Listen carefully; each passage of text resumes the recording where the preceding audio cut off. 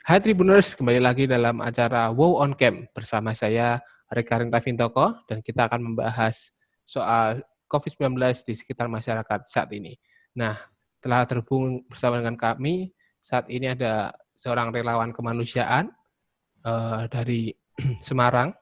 Nah, kita sapa terlebih dahulu ya bersama dengan kita.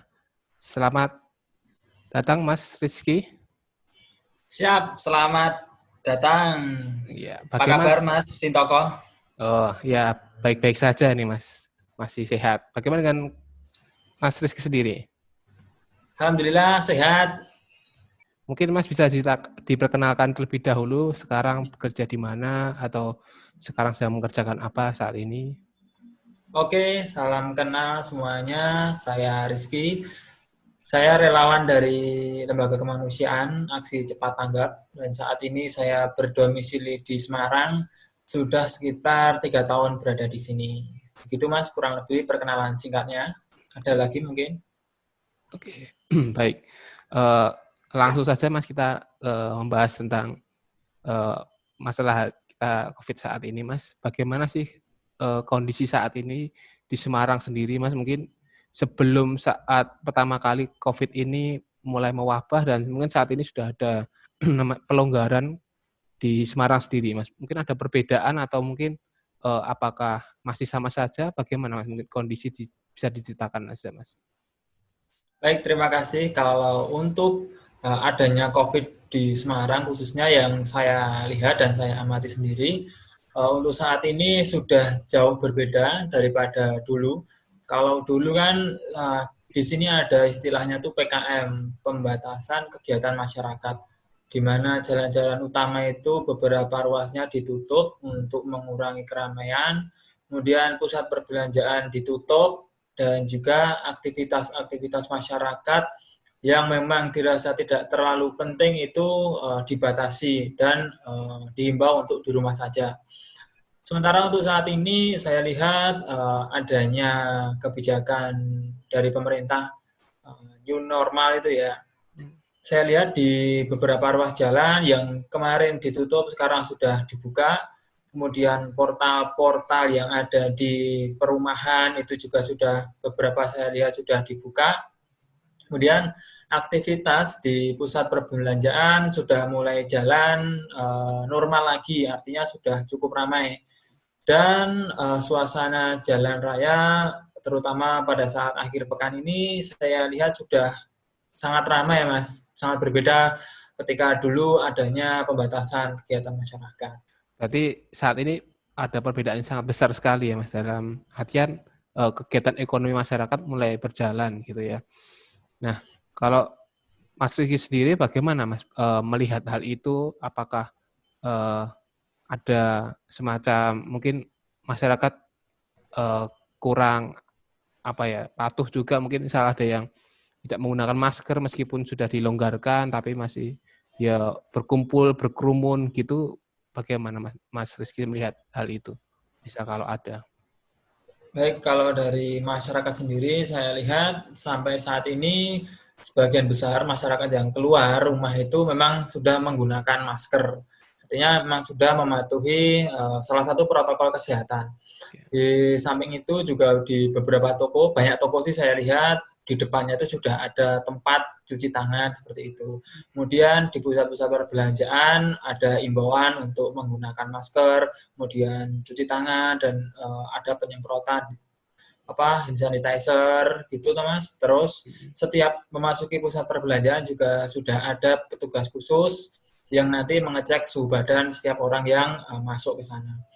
Nah, dari sini kita lihat sudah ada protokol kesehatan yang ditaati oleh masyarakat dan juga pihak-pihak yang mereka memiliki kepentingan tertentu, khususnya mereka para pedagang dan juga di pusat-pusat perbelanjaan seperti itu. Saya lihat sih sebagian besar bisa dibilang protokol kesehatannya sudah ditaati, walaupun tidak menutup kemungkinan belum 100% dijalankan. Baik. Kalau dari Mas Rizky, Mas, mungkin bisa diceritakan seperti apa sih kegiatan relawan saat ini yang mungkin dilakukan selama pandemi ini kan pasti akan ada perbedaan dari yang kemarin, yang sekarang itu pasti akan ada perbedaan. Nah, sekarang apa sih yang sedang dikerjakan relawan dalam menghadapi pandemi ini, Mas? Oke, kalau dari kami sendiri, dari relawan aksi cepat tanggap itu, jujur saja dari adanya pandemi pertama hingga sekarang ini, kita istilahnya tidak mengenal kata new normal. New normal kan new normal, Hmm. normal normal anyaran ya. Kita nggak pernah normal anyaran, Mas. Kita Oh, selalu normal dari dulu. oh siap. Karena kita dari lembaga kemanusiaan itu ya nggak pernah libur, Mas. Jadi Hmm. ketika yang lain kita ada istilah work from home, kita work from anywhere. Jadi kita Oh. kerja dari manapun. Gitu. Dan kadang-kadang ketika akhir pekan segala macam itu jika kita tidak mengenal libur seperti itu, Mas. Jadi kalau dari kami sendiri dari aktivitas lembaga kemanusiaan memang tidak ada libur ya, Mas ya. Hmm. Lalu kita memberikan berbagai macam bantuan edukasi kepada masyarakat. Salah satunya juga terkait penanganan COVID-19 ini, Mas. Oke. Berarti hampir tidak ada perbedaan ya, Mas, karena bekerja Ya, tetap bekerja seperti biasa dan sebelum sampai saat ini pun masih sama gitu ya.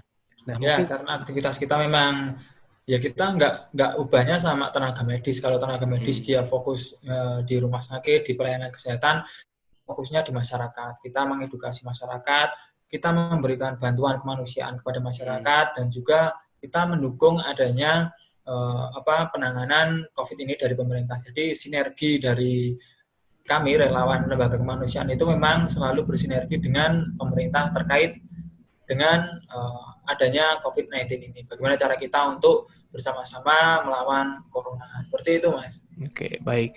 Tadi Mas Rizky juga menyebutkan mengedukasi masyarakat sampai memberikan bantuan-bantuan gitu ya, Mas. Ada mungkin pengalaman-pengalaman menarik mungkin Mas saat mengedukasi masyarakat atau memberikan bantuan itu ada pengalaman yang menarik mungkin bisa diceritakan, Mas. Ya, pengalaman menarik bahwasanya memang pandemi ini sangat berpengaruh sekali dari segi berbagai segi ya. Salah satunya adalah sosial dan ekonomi. Dari segi sosial sendiri kita lihat sekarang masyarakat jauh lebih mematuhi yang namanya kebersihan. Masyarakat sekarang aware dengan yang namanya cuci tangan. Seperti itu salah satu kebaikan yang bisa kita lihat. Kemudian dari segi ekonomi memang sangat berdampak sekali.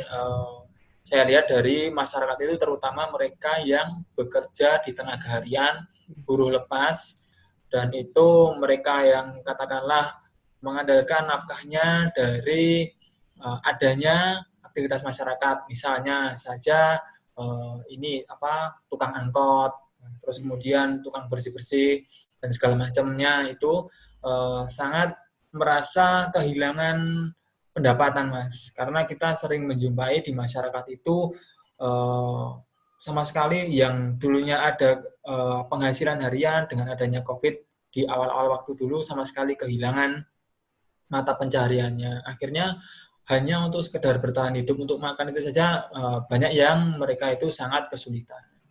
Seperti itu. Dan aktivitas kita selaras dengan itu juga memberikan bantuan-bantuan pangan seperti kita memberikan beras, kita memberikan sembako seperti itu, Mas. Oke, baik. Berarti banyak masyarakat yang berkeluh kesah dengan kondisi yang Ya, mereka alami gitu sangat ya, Mas? banyak yang nganggur atau ter-PHK itu juga sangat banyak sekali dengan adanya COVID ini karena pabrik-pabrik itu sangat terdampak karena kurangnya order terus kemudian pengurangan pegawai tidak bisa dihindarkan. Oke, oke. Kalau itu Mas, misal kalau pas memberikan bantuan itu, misal ada masyarakat yang mungkin minta double jatah lebih itu ada nggak Mas cerita-cerita seperti itu? Oke, kalau yang kita temui justru di masyarakat itu banyak mereka yang sebenarnya miskin, yang sebenarnya membutuhkan, tapi tidak mendapat alokasi bantuan. Nah, itu Oke. biasanya yang kita keluhkan. Karena datanya, informasi kita di lapangan itu, data yang didapatkan atau mereka yang mendapatkan bantuan dari pemerintah itu tidak benar-benar mereka yang sangat membutuhkan. Dan bahkan bisa dibilang datanya itu katakanlah data lama. Karena Oh, belum semua yang terdampak COVID ini mendapatkannya. Justru mereka yang katakanlah tidak terlalu butuh sekali justru mendapatkan. Nah, di lain sisi mereka yang sangat terdampak sekali dengan adanya COVID, yang mereka orangnya langsung kehilangan pekerjaan, kemudian tidak memiliki penghasilan lain, itu justru tidak mendapatkan bantuan. Ada kasus-kasus seperti itu. Kalau yang untuk double dan segala macam itu saya rasa masyarakat sendiri pun kalau dapat juga nggak akan bilang kalau dapat double juga sih. Menurut saya sih. Disembunyikan ya, Mas. Ya, yang ada yang jelas mereka yang belum mendapatkan. Padahal tetangga-tetangganya dapat dan bisa Oh. dibilang atau kita lihat sebenarnya dari segi prioritas malah ada yang tidak mendapatkan. Seperti itu sih, Mas. Oh, berarti dari kondisi di lapangan sendiri mungkin akan ada perbedaan ya dengan data-data yang sudah ada, mungkin itu data lama Ya, itu tadi ya. ya Oh, benar. berarti fungsi relawan itu tadi berarti sebagai memperbarui data itu sampai menambah. Ya, kita mensupport pemerintah ketika di suatu daerah memang ada kasus-kasus seperti itu, ya kita memberikan seperti itu, Mas. Mereka kita prioritaskan adalah yang sangat membutuhkan dan mereka yang kok ya kebetulannya belum mendapatkan bantuan, padahal yang lain sudah mendapatkan bantuan dan itu sangat membutuhkan, seperti itu. Salah satu peran kita di lapangan seperti itu sih, Mas. Oke, baik. Nah, tadi kan pekerjaannya mungkin sangat banyak sekali ya, memberikan bantuan, mengedukasi masyarakat. Pasti relawan akan habis waktu juga di lapangan dan akan capek gitu ya, Mas. Nah, bagaimana cara relawan mungkin memberikan semangat antar relawan sendiri supaya tetap semangat di dalam pandemi ini, Mas? Oke, kalau dari kita sendiri sih kita niatnya memang membantu sesama sih, Mas. Jadi emang niat kita itu barang siapa membantu orang lain, maka urusan kita tuh akan juga dibantu oleh orang lain dan juga dibantu oleh Tuhan Yang Maha Esa. Saya dan teman-teman ini selalu percaya itu, bahwa ketika kita memudahkan urusan orang lain, urusan kita juga pasti akan dimudahkan dan dicukupkan. Intinya spirit kita tuh spirit itu saja, memanusiakan manusia, seperti itu sih, Mas. Oke, siap. Oke, Mas. Mungkin yang terakhir nih, Mas. Ada Siap. harapan-harapan, Mas, untuk kondisi saat ini di Semarang. Mungkin dari Mas sendiri sebagai relawan, apa yang ingin disampaikan gitu, Mas? Silahkan, Mas. Oke, harapan kami ke depannya semoga masyarakat lekas mampu untuk belajar dari adanya COVID-19 ini, dari adanya virus corona ini, belajar bagaimana bertahan, belajar bagaimana tidak mengulangi kesalahan yang sama, dan belajar bagaimana kita bisa ke depan itu lebih baik lagi. Karena dengan adanya pandemi, dengan adanya virus, dengan adanya pembatasan ini sebenarnya tidak membatasi gerak kita, tidak membatasi kemampuan kita, karena banyak hal bisa kita lakukan. Tergantung bagaimana cara kita menyikapinya. Seperti itu, Mas. Jadi batasan yang diberikan ini memang jangan sampai membuat kita itu lemah dan tidak bergerak sama sekali. Karena ketika kita tidak bergerak, kita hanya akan seperti ikan mati, Mas. Kita hanya akan tergeser, terkena arus dan nggak tahu kemana. Tapi kita harus menjadi orang yang caranya itu bertahan, karena ketika kita berusaha sebaik mungkin, kita berikhtiar sekuat tenaga, Mas, pasti kita yakin pasti akan ada jalan. Entah itu jalannya kita yang semulanya tidak tahu, maka nggak tahu bagaimana caranya, pasti Tuhan nanti akan menunjukkan jalannya, Mas. Karena ya kita manusia hanya bisa berusaha, berikhtiar ya, Mas, dan berdoa. Untuk hasil dan segala macamnya itu nanti kan sudah bukan urusan kita. Seperti itu, Mas. Siap. Oke, terima kasih Mas Rizky telah berbagi dengan bersama kami soal pengalamannya, ceritanya selama menjadi relawan di masa pandemi ini. Terima kasih Mas Rizky. Semoga ya terus tetap jaga kesehatan juga dan keluarga ya. Dari COVID juga bisa terus membantu manusia, memanusiakan manusia, tetap bisa dilakukan gitu. Ya, terima kasih Mas Rizky atas waktunya. Terima kasih sudah nonton. Jangan lupa like, subscribe, dan share ya.